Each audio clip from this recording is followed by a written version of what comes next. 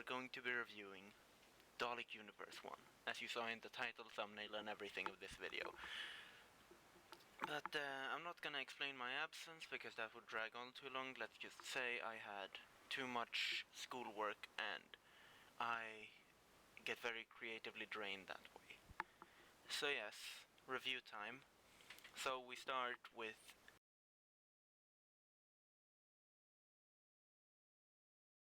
Buying Time, first story of Volume 1 of Dalek Universe, as I will in this video only be covering Volume 1. Volume 2 will be a separate video, and maybe I'll do Volume 3. I don't have it yet, I can't listen to it. But yeah, we begin without spoilers. So, at the time of writing this review, I've only listened to Volumes 1 and 2 of Dalek Universe. I don't want to spoil it, but this is a good first part, and the second one is better. We'll get to that later. I like how you don't really have to be familiar with Anya Kingdom or the classic Dalek stories or even Mark 7 or anything like that to enjoy this. This is a good first impression, you could say. It's quite a fun ride all the way through, and there are some interesting surprises. The cliffhanger in this one especially, I don't want to spoil it, it's real good. Like, you will be at the edge of your seat with the cliffhanger from the first part to the second part. John Dorney really captures the confusion that the 10th Doctor would feel from being transported to before the Time War. And the best part is that there is, at least at this point in the story, no real explanation as to why. Doctor later gets to know who, but not really why. At least not in this or the next box set. So yeah, sorry for slightly spoiling there. But yeah, my only real deal breakers which keep this from getting higher and that keep this to an 8 out of 10 so far is that there are no Daleks in this story, or no Dalek stories in this box set. The first actual Dalek story is in the second box set. And that's kind of funny, but they have an appearance in the next part. And why would you title something Dalek Universe without including Daleks everywhere? I thought that would be the point, but I was kind of wrong. They would probably have titled it better Terry Nation Universe, but that would probably not be very marketable, so I get why they use Dalek Universe, but yeah, not really, kind of false marketing, but let's not get too hung up on this. And also, the cover art is really bad. I don't like it at all. It's just kind of there, I guess. It gets much better later in the box set, but this one, Buying Time, it's just, I've seen worse. I can say that, but you could do a lot better. Here we get into the spoiler section for Buying Time, so if you don't want spoilers, please skip to the point being shown right now. Just before, I'm just saying again, this is an 8 out of 10. It's very solid, it's very good, it's John Dorney, it can't be bad. So, yeah, solid part 1. But yeah, now spoilers. And, yeah, the cliffhanger though, I can't go without talking about it, because it's kind of integral to the second part, but I can not talk about it in that, but yeah, I'm not, this is more purchasing advice than anything else, so I don't want to spoil.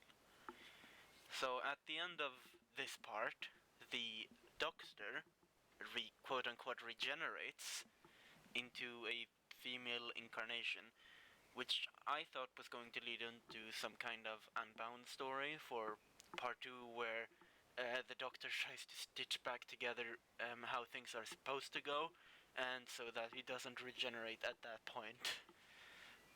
And this would kind of set him on the path towards Time Lord Victorious a bit later, when he does this. And yeah, yeah, I did not really get this, but I liked what they did anyways and how they tied it into the Doctor being pre-Time War. I liked that part. That was good. And I'm not gonna say who it was yet. I'm gonna say that in the next spoiler section. But just saying that was quite the cliffhanger. Like I needed to listen to the second part immediately, which I could, because I listened to like all three of these parts in one morning because yeah, I did not have to wake up early for school. Forgot about that, so I just lied on the couch and listened to Dalek Universe for 3 hours while eating breakfast. So, the wrong woman. And yeah, no spoiler section first. Yeah, second part of Buying Time.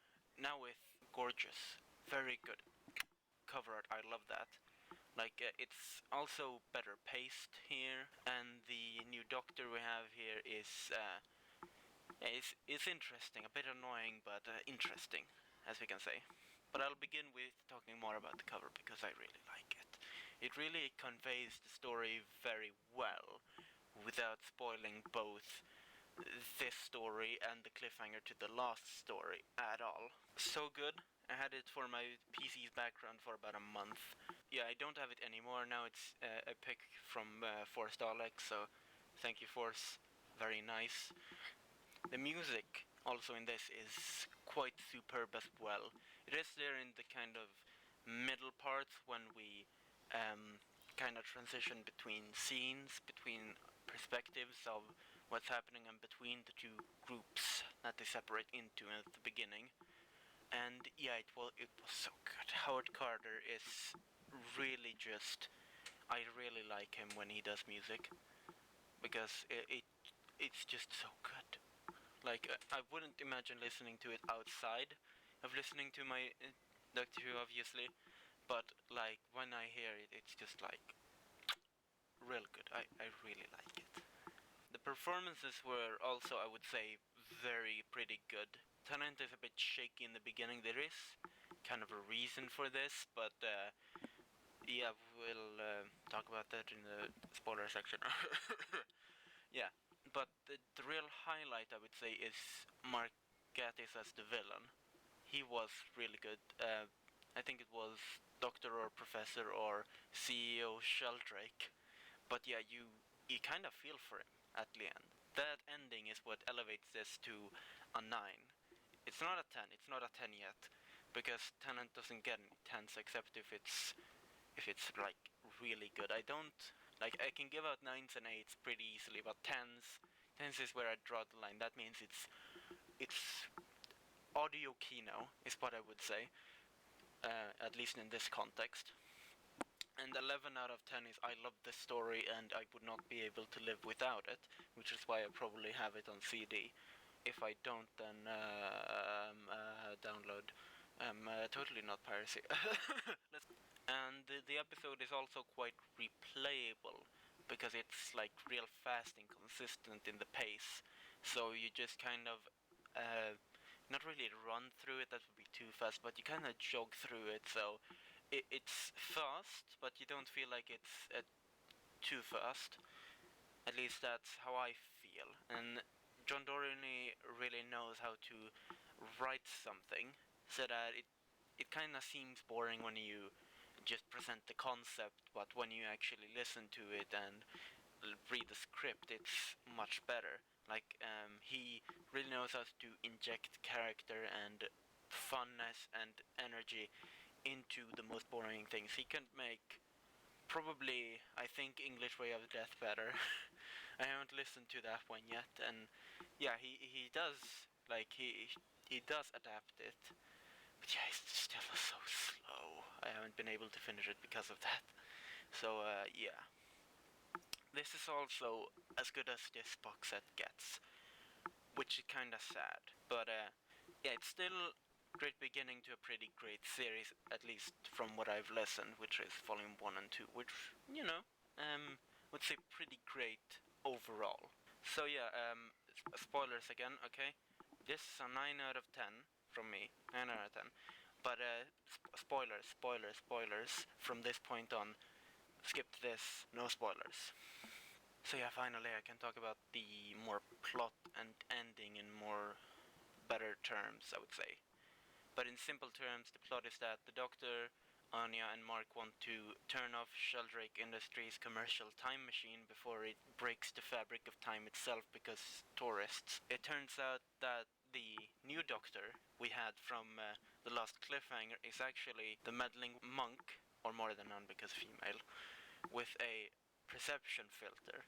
And I do like this because they could change to a bunch of different people and get away with it. It could also mean that we have a Doctor regeneration and that kind of cliffhanger without really sacrificing anything. It does sacrifice a bit in replayability, but I think the fast pace and the characters make up for that somewhat. Yeah, their plan, the meddling nun will say, is to repair their own TARDIS with Gallifreyan tech that Sheldrake has been using for his time machine. During when we thought there was a regeneration, they knocked out the Doctor and put them in their TARDIS, which was also a book.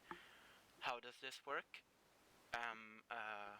Because TARDISes can be, any type of thing. It could possibly be a book, and I like the idea.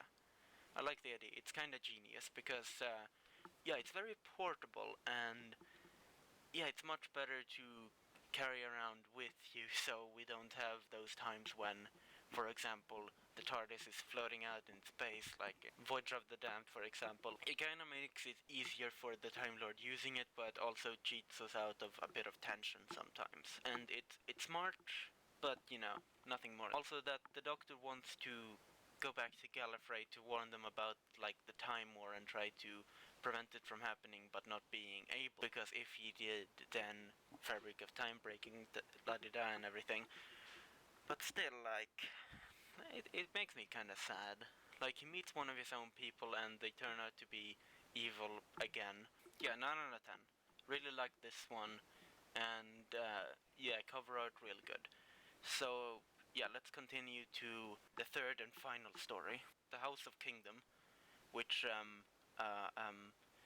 yeah, it's the end of Dalek Universe 1 and it feels mostly like bland padding, and yeah, that's kind of bad. While it certainly has its moments, yeah, it doesn't really feel more than just filler and setup for Dalek Universe 2, and us trying to sympathize a bit more with Anya because we know a bit more about her backstory. It does have its moments, but not really more than that. I don't really remember anything aside that we met one of Anya's family members, that there were mechanoids, and that the villain was named Abigail. I have certainly listened to worse than this, but if you were really excited for this story in particular, then in my opinion you don't really have that much to look forward to. And yeah, 7 out of 10 has its moments, but not really anything worthwhile, more bland padding. And that's kind of on brand for Andrew Smith, I think. Now we get into the spoiler section. Wii U, sorry. So, the spoiler here is that there isn't really a spoiler. I was kind of excited for this one at first when I was like listening to the other two parts. I think, oh yeah, that sounds interesting. Yeah, this sounds good. But when I actually got to it, it wasn't really as good as I hoped. The cover art was good though, which is what like saves this from being a 6. The cover art saves it, okay? Because it's about as good as The Wrong Woman's.